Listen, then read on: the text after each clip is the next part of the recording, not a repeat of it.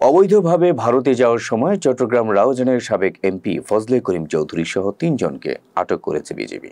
বৃহস্পতিবার আখাউড়ার সীমান্তের আবদুল্লাপুর নামক স্থান থেকে তাদের গ্রেপ্তার করা হয়। বৃহস্পতিবার আখাউড়ার সীমান্তের আবদুল্লাপুর নামক স্থান দিয়ে অবৈধভাবে সীমান্ত অতিক্রম করে ভারতে যাওয়ার চেষ্টা করছিলেন চট্টগ্রাম রাউজানের আলোচিত সাবেক এমপি ফজলে করিম চৌধুরী। সঙ্গে ছিলেন আরও ২ জন। তবে চেষ্টা করেও সফল হননি দীর্ঘদিন রাউজান শাসন করা এই নেতা। সঙ্গী সহ তাকে আটক করে ফেলে বিজিবির সরাইল ব্যাটালিয়নের ফকিরমোড়া বিওপির টহল দল।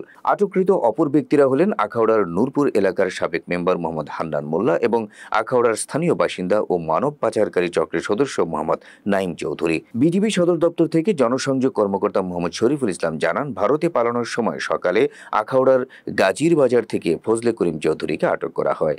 এ ব্যাপারে স্থানীয় পর্যায়ে আইন শৃঙ্খলা বাহিনীর সঙ্গে সমন্বয় করে পরবর্তী পদক্ষেপ নেওয়া হচ্ছে। গেল ৫ আগস্ট ছাত্র জনতার তীব্র আন্দোলনের মুখে শেখ হাসিনার সরকারের পতনের পর থেকেই আত্মগোপনে ছিলেন ফজলে করিম চৌধুরী। এরই মধ্যে তার বিরুদ্ধে চট্টগ্রাম ও রাউজানে একাধিক মামলা দায়ের হওয়ার খবর পাওয়া গেছে।